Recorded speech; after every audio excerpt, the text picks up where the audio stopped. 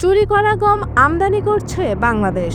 এই অভিযোগ তুলেই এবার বাংলাদেশের ওপর নিষেধাজ্ঞা দিতে ইউরোপীয় ইউনিয়নের কাছে আনুষ্ঠানিক অনুরোধ করতে যাচ্ছে ইউক্রেন। কিয়েভের দাবি, রাশিয়া অধিকৃত ইউক্রেনীয় অঞ্চল থেকে অবৈধভাবে সংগৃহীত যে গম আন্তর্জাতিক বাজারে রপ্তানি হচ্ছে তার একটি অংশ বাংলাদেশের প্রতিষ্ঠানগুলো কিনছে। এই নিয়ে ইউক্রেনের পররাষ্ট্র মন্ত্রণালয় থেকে বাংলাদেশের কাছে একাধিকবার চিঠি পাঠানো হয়েছে, তবে কিয়েভের ভাষ্য অনুযায়ী ঢাকা কোনো উত্তর দেয়নি। তাই এখন বিষয়টি তোলা হবে ইইউ নিষেধাজ্ঞা কমিটির সামনে। রয়টার্সের এক এক্সক্লুসিভ অনুসন্ধানে জানা যায়, রাশিয়ার কফকাজ বন্দর থেকে অন্তত 1.5 লাখ টনের বেশি চুরি করা গম বাংলাদেশগামী জাহাজে লোড হয়েছে। আর এই অভিযোগের পেছনে গোয়েন্দা তথ্য ও বন্দর রেজিস্ট্রেশন নথি যুক্ত করেছে ইউক্রেন। ভারতে নিযুক্ত ইউক্রেনের রাষ্ট্রদূত জানান, রাশিয়া গম রপ্তানির নামে ইউক্রেনীয় কৃষি জমি থেকে উৎপাদিত শস্য সরিয়ে নিচ্ছে। বাংলাদেশকে আমরা বারবার জানালেও তারা কোনো জবাব দেয়নি। এখন আমরা আমাদের প্রতিবেদন ইউরোপীয় ইউনিয়নের নিষেধাজ্ঞা পর্যবেক্ষণ কমিটির কাছে তুলে ধরব।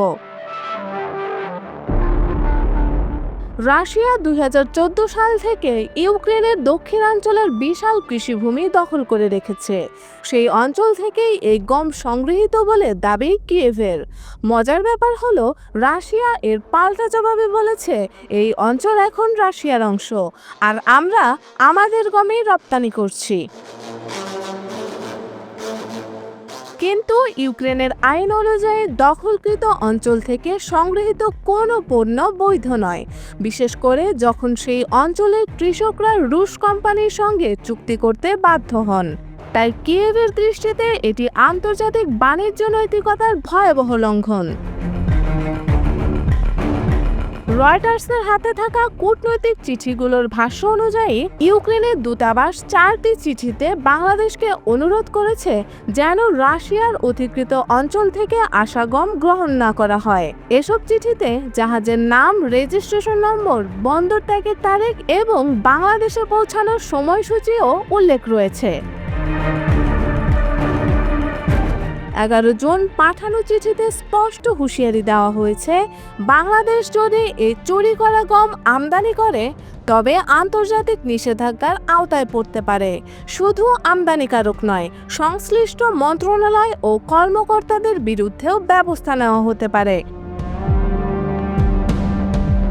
তবে বাংলাদেশের খাদ্য মন্ত্রণালয়ের একজন কর্মকর্তা রয়টার্সকে বলেন, আমরা কখনোই অধিকৃত অঞ্চল থেকে গম আমদানি করি না, চুরি করা গম কিনছি এমন অভিযোগ ভিত্তিহীন। রাশিয়ার পক্ষ থেকেও কোনো আনুষ্ঠানিক প্রতিক্রিয়া আসেনি। তবে রাশিয়ার রপ্তানি সংস্থা রুশ অ্যাগ্রো ট্রান্স জানিয়েছে, মে মাসে বাংলাদেশ ছিল রাশিয়ার গমের 4র্থ বৃহত্তম ক্রেতা। ইউরোপীয় ইউনিয়নের পররাষ্ট্রনীতির মুখপাত্র আনিতা হিপার এক বিবৃতিতে জানিয়েছেন, যেসব জাহাজ চুরি করা গম বহন করছে বলে অভিযোগ রয়েছে তারা এখনই নিষেধাজ্ঞার আওতায় নয়, তবে তদন্তে প্রমাণিত হলে ভবিষ্যতে নিষেধাজ্ঞা দেওয়া হতে পারে। ইইউ ইতিমধ্যেই রাশিয়ার ছায়া নৌবহরের অংশ হিসেবে 342টি জাহাজের ওপর নিষেধাজ্ঞা জারি করেছে, যারা তেল, অস্ত্র ও শস্য পরিবহনে ব্যবহৃত হয় বলে মনে করা হচ্ছে। এই মুহূর্তে কিয়েভের নজর বাংলাদেশের উপর, আর প্রশ্ন উঠেছে, একটি উন্নয়নশীল দেশ হিসেবে বাংলাদেশের পক্ষে রাশিয়া ও ইউক্রেনের দ্বন্দ্বে নিরপেক্ষ থাকা কি আদৌ সম্ভব, নাকি কোনো না কোনো পক্ষ নিতে বাধ্য হচ্ছে ঢাকা? সবশেষে বিশ্লেষকরা বলছেন, যুদ্ধ এখন আর শুধু গোলাবারুদের বিষয় নয়, খাদ্য, খনিজ, জাহাজ, এমনকি কূটনৈতিক চিঠিও হয়ে উঠেছে এই যুদ্ধের অস্ত্র। আর সেই যুদ্ধে এবার অনিচ্ছাই যেন যুক্ত হচ্ছে বাংলাদেশ।